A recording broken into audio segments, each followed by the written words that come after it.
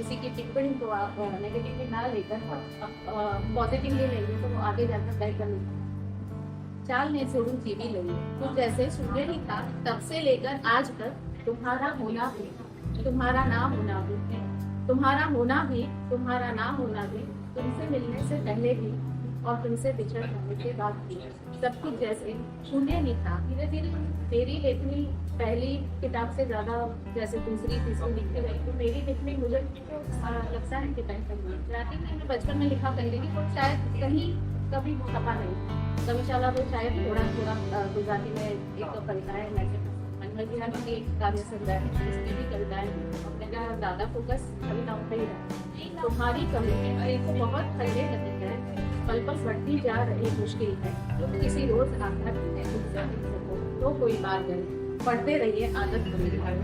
बहुत बहुत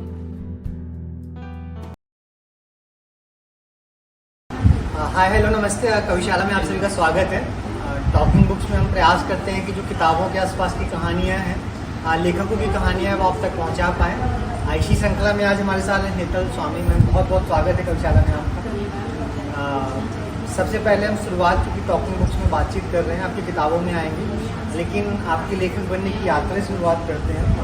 क्या है लेखक बनने की यात्रा, कैसे लिखने की शुरुआत बचपन से ही हो गई है। मैं गुजराती में ज़्यादा लिखती हूँ।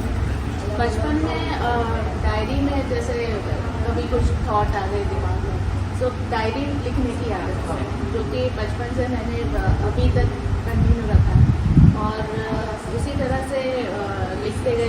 फिर उसके बाद मैंने वर्डप्रेस पे लिखना शुरू किया। वर्डप्रेस पे कुछ कविताएं जो लिखी थी वो डाली, कुछ कहानियाँ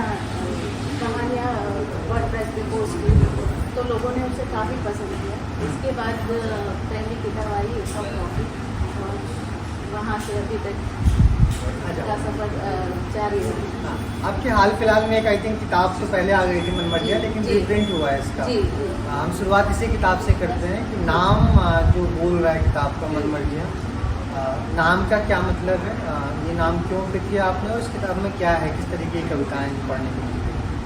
मनमर्जियाँ जैसे देखा जाए कि हम सभी अपने दिल की बात पहले सुनते हैं, अपने मन की मर्जी करते हैं। तो जो भी कविताएं हैं वो किसी भी एक सब्जेक्ट को लेकर फोकस नहीं है। वो सारी मेरी जीवन यात्रा है, जो सारे इमोशंस हैं वो सारे मनमर्जियाँ हैं। तो एक दिन ऐसे ही ख्याल आया कि नहीं, बुक का नाम, किताब का नाम मनमर्जियाँ है, उसी तरह से मनमर्जियाँ बनाई है। अच्छा, क्योंकि आप कविताएं भी लिखते हैं, आप कहानियाँ भी लिखते हैं, आपका एक उपन्यास भी है, आपको सबसे ज़्यादा क्या लिखना पसंद है और उसका क्या कारण है? कविताओं में ज़्यादा रुचि है, कहानियों में ज़्यादा रुचि है, किस तरीके का कॉन्टेंट, किस तरीके की फिल्म लिखना है आपको ज़्यादा इंटरेस्ट आता है? मुझे वैसे देखा जाए तो मुझे कविताएं लिखना ज़्यादा पसंद है, क्योंकि मेरा फोकस ज़्यादा कविताओं पे ही रहना पड़ता है। जैसे एक कप कॉफी मेरी पहली किताब है, इसमें ज़्यादातर कविताएं हैं और मनमर्जियाँ भी एक काव्य संग्रह है, इसमें भी कविताएं हैं और मेरा ज़्यादा फोकस कविताओं पे ही रहा। कहानियाँ भी वैसे ज़्यादा लिखी नहीं है, बट अभी अगर अगली किताब आएगी तो वो एक कहानी संग्रह होगा, वो बहुत जल्द आएगा। और धुंधली सरहद में उपन्यास है। क्या है धुंधली सरहद में, किस तरीके की कहानी है? अगर आप इस किताब के लेखक नहीं होते और पाठक होते, मान लीजिए किसी पाठक को आपको बताना है कि आपको आपका जो उपन्यास है वो पढ़ना चाहिए, एज ए पाठक आपने पढ़ी है, आप लेखक नहीं है, क्या कारण होंगे उसको पढ़ने के? धुंधली सरहद एक प्रेम कहानी है, जो दो लोग हैं, दो लोग अलग अलग फील्ड के लोग हैं, कैसे एक दूसरे के करीब आते हैं। और उसमें प्रेम कहानी तो है, उसमें थ्रिलर है, उसमें सस्पेंस है। लोग जब ये किताब पढ़ेंगे तो वह पसंद आएंगे। मैं वैसे कहानी उसको बताना नहीं चाहूँगी, बट लोगों ने काफ़ी पसंद की है और पसंद आएगी। अच्छा, ये लेखक के लिए बहुत हमेशा चयन का विषय रहता है, या हमेशा एक जद्दोजहद रहती है कि पाठक, कि आप जिस एरिया में रहते हैं, आप गुजरात में रहते हैं, आपको हिंदी पाठकों के कंपेरिजन में गुजराती पढ़ने वाले लेखक ज़्यादा मिलते हैं, पाठक ज़्यादा मिलते हैं, है ना? सो किस तरीके से भाषाओं का चयन करते हैं किसी भी किताब को लिखने के लिए? मेरा फोकस पहले से हिंदी पर ज़्यादा रहा है। जैसे गुजराती में मैं बचपन में लिखा करती थी और शायद कहीं कभी छपा नहीं है। कविशाला में शायद थोड़ा थोड़ा गुजराती में एक दो कविताएँ मैंने प्रस्तुत की हैं, बट फोकस मेरा हिंदी में इसलिए रहा क्योंकि मेरा जो प्राथमिक शिक्षा जो बोलते हैं 1 से 5वीं तक वो मेरी हिंदी में हुई। और हिंदी में मैं अपने इमोशंस को ज़्यादा अच्छी तरीके से, ज़्यादा बेहतर तरीके से एक्सप्रेस करना। उससे हिंदी लिखने का मेरा हिंदी में लिखने का मेरा एक यही था कि जितने लोगों तक पहुँच सके, तो वो मेरी लेखनी हिंदी में ज़्यादा लोगों तक पहुँच सके, मतलब उसका पाठक विस्तृत रहेगा, तो पाठकगण विस्तृत रहेगा, उसी कारण मैंने हिंदी को चुना। अच्छा, मुझे रुचि कुछ चीज़ और है कि मतलब मैं जो दर्शकों के लिए भी जानना चाहूँगा आपसे कि जो गुजराती जिस तरीके की रचनाएँ या गुजराती साहित्य है, गुजराती कविताएँ हैं, आपने बोला कविशाला में कुछ कविताएँ लिखी, तो मैं एक कारण समझने के साथ साथ कि गुजरात का जब साहित्य आप पढ़ते हैं तो आपको किस तरीके का स्थान रहता है? क्या वो कंटेंट लोगों तक एक तो पहुंच पा रहा है, नहीं पहुंच पा रहा है, लोग कम लिख रहे हैं, नहीं लिख रहे हैं, इसके पीछे क्या कारण है? साथ ही आपने जो गुजराती आपने जिक्र किया, जो गुजराती लैंग्वेज में आपने कुछ कविताएँ कविशाला में, वो मैं ज़रूर सुनना चाहूँगा। गुजराती लिटरेचर, वैसे गुजराती का जो पाठकगण है वो वैसे देखा जाए तो बहुत कम है और शायद इतना विस्तृत नहीं कर पाते हैं, लोग ज़्यादा पढ़ना पसंद नहीं करते हैं, तो शायद गुजराती लिखने वाले भी उतने नहीं हैं या लोगों तक पहुँच नहीं पाते। तो मैं यही कहना चाहूँगी कि गुजराती बोलते हुए भी अगर हिंदी में लिखती हूँ तो ये मेरे लिए बहुत बड़ी है। साथ में गुजराती कुछ कविताएँ जो आगे नहीं, कोई भी पसंद की कविता?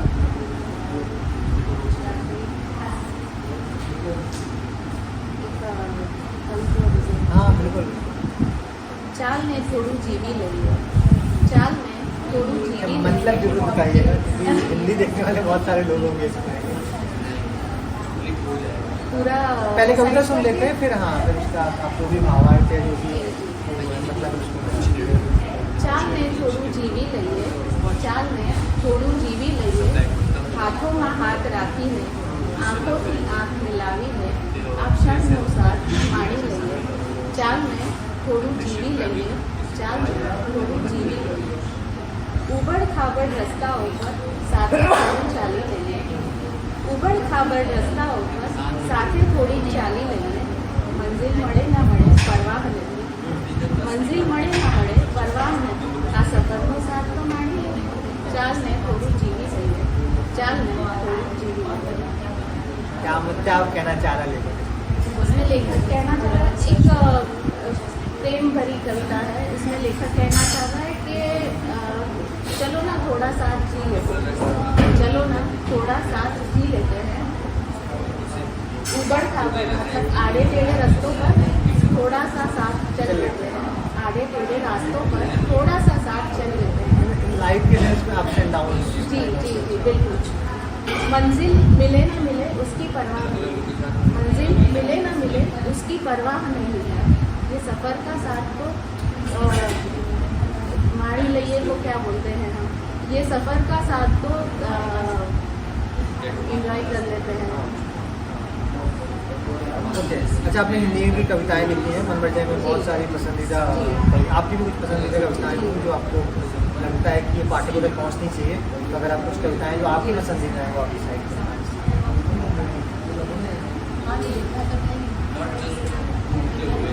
एक छोटी सी कविता है, शीर्षक है शून्य, मेरे दिल के बहुत करीब है और वो कुछ ऐसे है कि सब कुछ जैसे शून्य ही था, सब कुछ जैसे शून्य ही था तब से लेकर आज तक, सब कुछ जैसे शून्य ही था तब से लेकर आज तक, तुम्हारा होना भी तुम्हारा ना होना भी, तुम्हारा होना भी तुम्हारा ना होना भी, तुमसे मिलने से पहले भी और तुमसे बिछड़ जाने के बाद भी, सब कुछ जैसे शून्य ही था, शून्य ही तो था, शून्य सब कुछ जैसे शून्य ही तो था। अच्छा, जब कविताएं लिखते हैं तो आप उनके जो सब्जेक्ट होते हैं, कविताएं लिखते हैं, जो टॉपिक होता है, वो किस तरीके से लिखते हैं? क्या किस तरीके से सर्च करते हैं, कैसे लिखते हैं कविताओं? आपकी कविताओं की उत्पत्ति कैसे है? मेरी कविताओं की उत्पत्ति मेरे इमोशन से ही हुई है। मैं कोई टॉपिक वगैरह, ये ऐसे ही आज़ाद नज़में हैं मेरी जो भी है, मैं टॉपिक कोई भी सिलेक्ट करके कि नहीं मुझे इसी टॉपिक पर लिखना है, ऐसा कुछ नहीं था। बस यहाँ में ये जो सारी कविताएं हैं ये सिर्फ इमोशंस हैं, और ये जो इमोशंस हम कहीं किसी को एक्सप्रेस नहीं कर पाते हैं, किसी से कह नहीं पाते हैं, सो ये emotions writing, you know, writing is just like meditation. So meditation जैसे ही ये कविताएं मैंने जो इमोशन है वो सारे इसमें। अच्छा, एक लड़ाई और है जो हमेशा मतलब लेखक एक जिसके से डरता रहता है, जो फेस करता रहता है, कि बहुत सारे एस्टैब्लिश राइटर्स के साथ में सामने जब वो किसी किताब पहुंचती है, किसी की रचनाएं पहुंचती है, उसमें बहुत सारी गलतियां निकाली जाती हैं, है ना। वो चाहे अगर उर्दू शायरी की बात करें, कुछ बहर में नहीं है, कुछ नज़्म सही नहीं बैठती, बहुत सारी उसका जो ग्रामर होता है, उसकी जो व्याकरण होती है, वो उसको फेस करने में उसको बहुत नकारात्मक टाइप की फीडबैक मिलती है, बहुत निगेटिव फीडबैक मिलती है ना। बट हर लेखक इसलिए नहीं लिखता है कि उसको उस तरीके के गजलकार या शायर बनना है। सबको सबके पास अपने पास स्वतंत्रता है। जिस समय ये गज़लें या नज़में बनी होंगी, जिसने भी उनकी निजात की होगी, उसने भी एक व्याकरण उस समय पे सेट की होगी, उस समय की स्वतंत्रता रही होगी। फ्री वर्ड्स की पोइट्री हमारे बड़े बड़े लेखकों ने लिखी है, जिसकी कोई ग्रामर नहीं है, वो फ्री वर्ड। आजकल जो नए लेखक हैं, इस तरीके की जो फीडबैक्स का, चूँकि मैं आपसे बात नहीं कर रहा था, तो इस तरीके के जो फीडबैक्स मिलते हैं इन एस्टैब्लिश राइटर्स के द्वारा या फिर कवियों के द्वारा, उसको किस तरीके से आप अपना नए राइटर्स फेस करते हैं? ये थोड़ा समझना जरूरी है, क्योंकि बहुत सारे नए लेखक जो किताबें लिखना शुरू कर रहे हैं, उनके सामने भी इस तरीके के चैलेंजेस आ रहे हैं।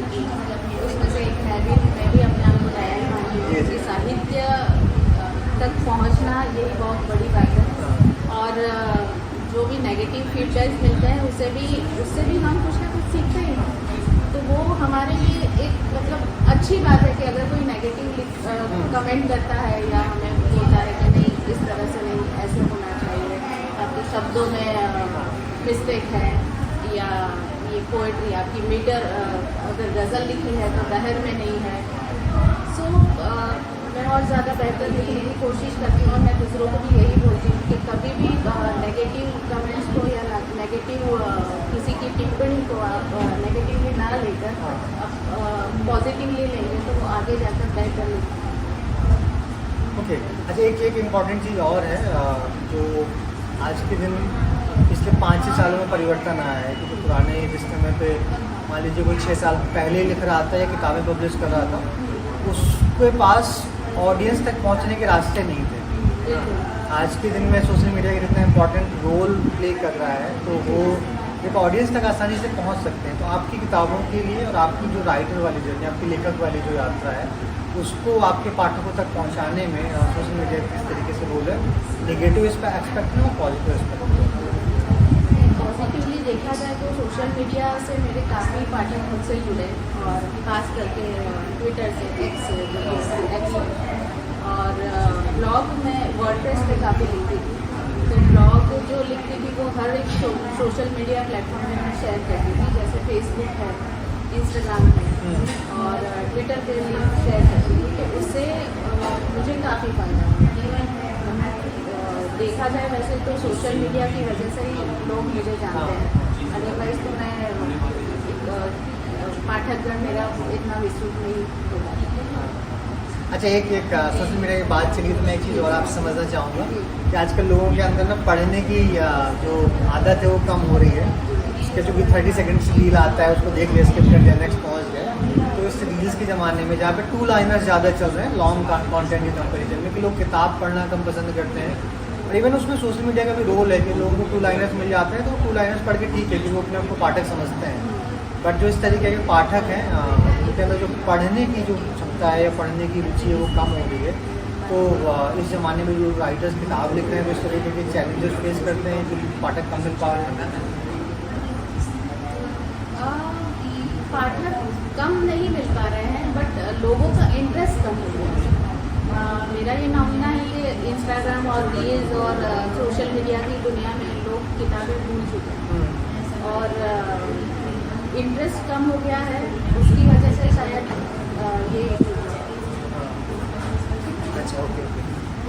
कविताएं बचाएंगे, जी। आपकी पसंदीदा कविताएं। जब हर जगह से हार जाते हैं तो आखिरी रास्ता या आखिरी दरवाज़ा भगवान का ही है। तो इसी पे कुछ लिखा है, शीर्षक है मोह माया। तू रख हिसाब रे बंदे, क्या खोया क्या पाया है। तू रख हिसाब रे बंदे, क्या खोया क्या पाया है। एक ईश्वर ही सत्य है, बाकी सब मोह माया है। ये कैसी उलझने हैं, ये कैसी उलझने हैं। गणित बहुत सरल है इस जीवन का। ये कैसी उलझने हैं, गणित बहुत सरल है इस जीवन का। तूने आज जो बोया कल वही तो पाया है। तूने आज जो बोया कल वही तो पाया है। एक ईश्वर ही सत्य है, बाकी सब मोह माया है। एक ईश्वर ही सत्य है, बाकी सब मोह माया है। क्या हासिल हुआ तुझे ए मुसाफिर, क्या हासिल हुआ तुझे ए मुसाफिर। यहाँ वहाँ भटक कर, यहाँ वहाँ भटक कर गुमराह बन तूने यहाँ सब कुछ तो गवाया है। यहाँ वहाँ भटक कर गुमराह बन तूने यहाँ सब कुछ तो गवाया है। एक ईश्वर ही सत्य है, बाकी सब मोह माया है। एक ईश्वर ही सत्य है, बाकी सब मोह माया है।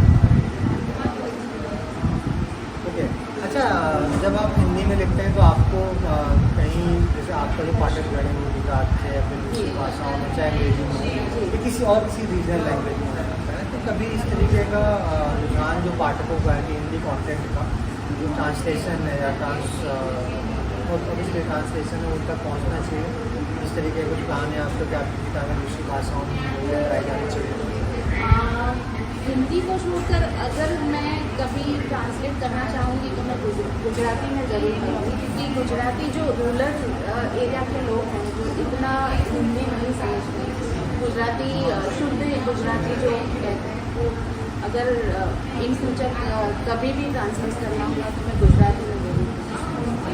अच्छा, आप अपने लेखक की जर्नी में जब वापस देखते हैं, जब आपने पहली किताब शायद एक कप कॉफ़ी लिखी और अभी अपनी मन मर्जियों का जो प्रिंट कराया है या हिंदी सरहदें, आपका शायद लास्ट जो किताब थी वो हिंदी सरहदें, तो इस पूरी यात्रा में क्या परिवर्तन खुद में देखते हैं, चाहे वो लेखनी को लेके हो, चाहे विचारों को लेके हो, किस तरीके के परिवर्तन है? एक कप कॉफ़ी मेरे लिए एक पहला स्टेज था पाठकों तक पहुंचने का, और उसके बाद आई मन मर्जियाँ जो लोगों को काफ़ी पसंद थी।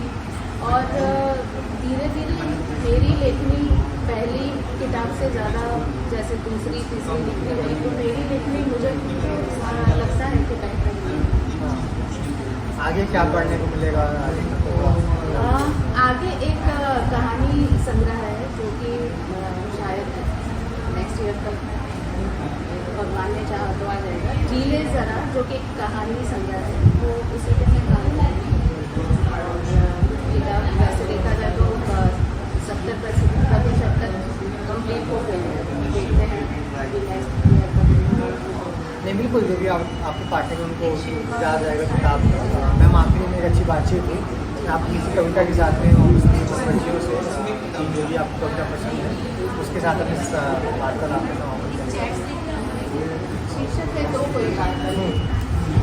लिखे हुए शब्द तो कोई भी पढ़ सकता है, लिखे हुए शब्द तो कोई भी पढ़ सकता है। तुम मेरी खामोशियाँ पढ़ सको तो कोई बात नहीं।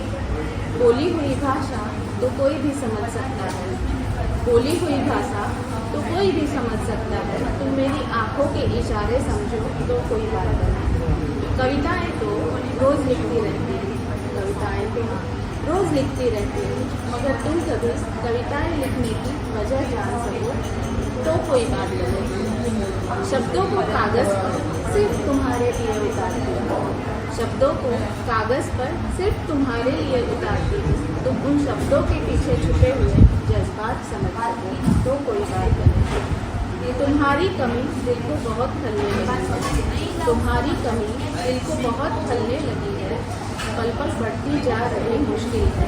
तुम किसी रोज़ आकर मुझसे मिल सको तो कोई बात नहीं।